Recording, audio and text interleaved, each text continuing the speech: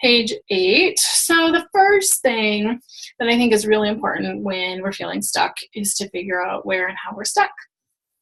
So you might know, you might have no idea, but I look at these stuckness places as being blocks. So it's a place where we are blocked from our true self, our true calling.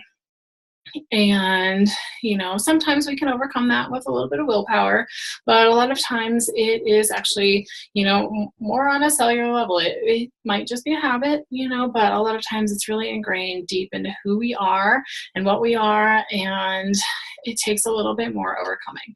And so there's definitely energetic work that we can do together to overcome that. But right here in this program, sorry, this is not lining up right. Anyway, so here for this program, there's also stuff that you guys can do on your own. So awareness is always the first thing, I think, when it comes to making changes. Becoming aware of who we are and where we're struggling, what we're struggling with is, I think, super important for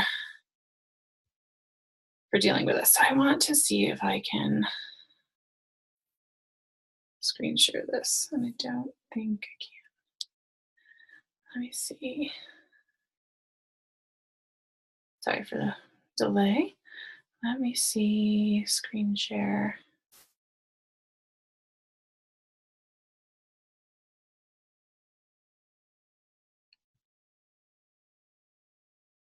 All right, so let me see if I can screen share this. Yes, okay, I think this is working. So hopefully you guys can see this. So this was, I think this was page 8. So this is talking about the blocks, and it's just a little bit more about how to dig deeper before we can go and answer those big questions like, what's my purpose on this planet? We need to come back down to earth and really get into the deep nitty-gritty of our day-to-day experience and what we're going through, what we're experiencing in that day-to-day life. And so blocks are a huge piece of that. So our blocks, we're facing blocks, and like I said, those can be on a cellular level. They can be on an energetic level, things that we are really stuck on. How do we deal with? What do we need to do to overcome them? And so the next page, there's some space there for you guys to write down. And blocks can look like fears. Blocks can look like limiting beliefs. They can be something that you just, in your head, is a mental block. That this thing is not real. That if you were to do X, Y, or Z, the world is not really going to come crashing down. There's not going to be an apocalypse. There's no divorce or unfriending or loss of career or life or anything like that that's going to happen. And yet you can't move forward. And so those are blocks. And we can go through that. We can deal with that energetically. But, really, I think the first huge piece is awareness. And you guys know this stuff, right? You know what's going on in your lives. You know how to face your own stuff once you give yourself permission to see it. And so a lot of times we're not looking at it. We're not willing to see it. And so that's the point of this first step of this project, this program, is to figure out what your own blocks are. So really, that's kind of the point of all of my work, whether it's with me or it's a DIY program or, something like this that's a little bit guided, a little bit do it yourself. All of my work is really designed around helping you become more intuitive.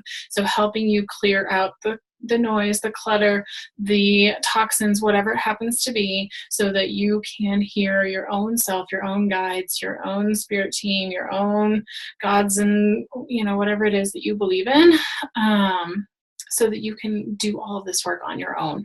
But in the beginning, we need support, we need help, we need someone to help guide us through what those steps even are to getting cleaner, to getting clearer, to hearing and trusting and believing in those messages that we're getting.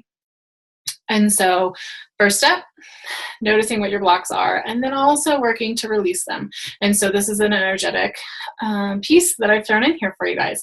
So this is an energetic release. It's sort of like a cord cutting, but cord cuttings can be a little bit more involved, a little bit more intense. And so this is more just a releasing. You can call it a prayer, you can call it a activation, or, people have different words and phrasing for different types of processes, but for the purposes of this, we're just going to call it a release. And so once you have all your blocks written down, once you've worked through and you've written down as many things that you can think of that are keeping you from moving forward, read over your list, kind of embrace your list, thank your list, right? Those fears are all there for a reason, to keep you safe, right? Those limiting beliefs are there to keep you safe. And maybe they're no longer keeping you safe.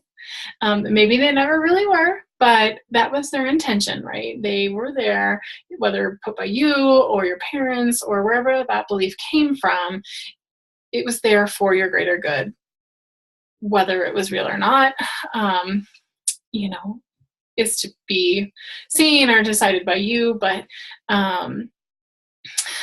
it's all really was there with the best of intentions, typically. So embrace it, thank it for, protecting you and providing you some sanctuary and whatever feels right to you. And then you can repeat this releasing statement, or you can create your own. So for here on this page, the releasing statement I have here for you guys that you can use is: I now release myself from any fears or limiting beliefs which are not aligned with love, light, and positivity. I am surrounded by healing light to protect me from future attachments that do not serve my highest good. And you can say that. A lot of times people like to say, any sort of releasing prayers or mantras or anything about 3 times. Usually I tell people to say it until you feel it. And so for some people, you're not quite there yet. Now you're not going to feel into that release just yet.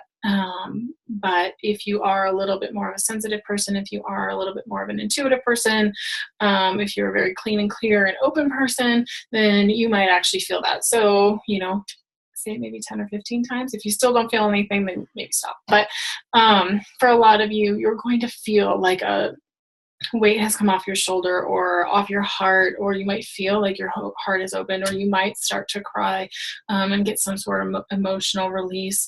You might feel like your crown has opened, like it might feel like you've been wearing this hat or this helmet or some even a vice, and all of a sudden, like, it's just more spacious, right? All kinds of different things are possible when we release.